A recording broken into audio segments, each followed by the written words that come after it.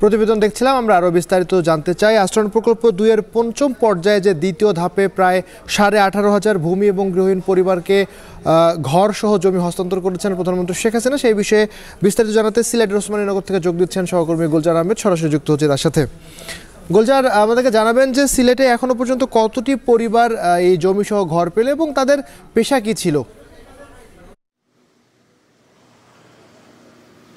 আচ্ছা দেখুন, আসলে ২০২২ সাল থেকে এখন পর্যন্ত সিলেটে প্রায় ২২,৬৯৬ জন ভূমিহীন বা গৃহহীন যারা ছিলেন তাদেরকে ভূমি প্রদান করা হয়েছে।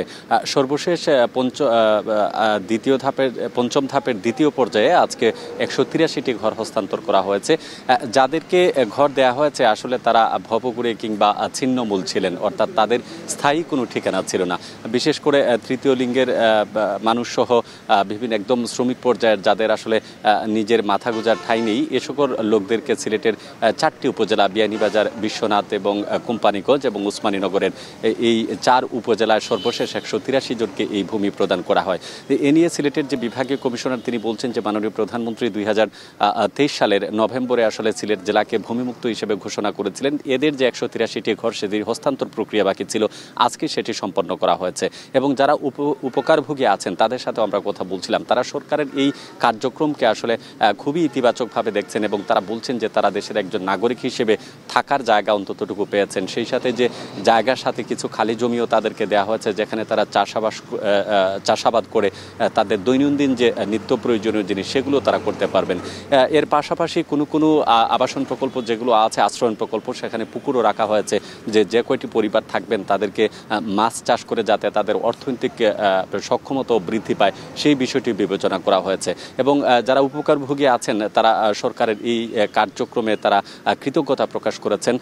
এছাড়া আপনি জানেন যে সিলেটের যে 13টি উপজেলায় যে 22,000 মানুষকে দেওয়া হয়েছে, প্রত্যেকের তদারকির জন্য কিন্তু জেলা প্রশাসনের পক্ষ থেকে উপজেলা প্রশাসনের দায়িত্বে যারা থাকেন তাদেরকে নির্দেশনা দেওয়া হয়েছে। অর্থাৎ এইসব মানুষ নাগরিক অধিকার নিশ্চিতে আসলে তাদের যে ধরনের সহযোগিতা দরকার সব ধরনের সহযোগিতা জেলা প্রশাসন সবসময় বদ্ধপরিকর, এমনটাই কিন্তু সিলেটের জেলা প্রশাসক শেখ রাসেল হাসান তিনি বলেছেন। তো আজকে সর্বশেষ সিলেট ওসমানীনগর উপজেলা পরিষদের প্রশাসনিক যে সম্মেলন কক্ষ আছে সেখানে সব শ্রেণী পেশার মানুষের উপস্থিতিতে এবং যারা জনপ্রতিনিধি আছেন তাদের উপস্থিতিতে এই আজকে ঘর হস্তান্তর প্রক্রিয়া কার্যক্রম ইতিমধ্যে শেষ হয়েছে। তো সব মিলিয়ে এখন বলা যায় সিলেট আসলে গৃহহীন বা ভূমিহীন বলতে যে সকল মানুষ বোঝায় তা নাই বললে চলে। তারপরও জেলা প্রশাসন বা বিভাগীয় প্রশাসন বলছে যদি আর কেউ এরকম থেকে থাকে এবং প্রশাসনিক সহযোগিতা যদি তারা চায় তাহলে সরকারের সদিচ্ছা অনুযায়ী তারা সব ধরনের কাজ করতে সক্ষম হবে। তো এই ছিল আমার কাছে গৃহায়ন প্রকল্পের খবরাখবর। আবির।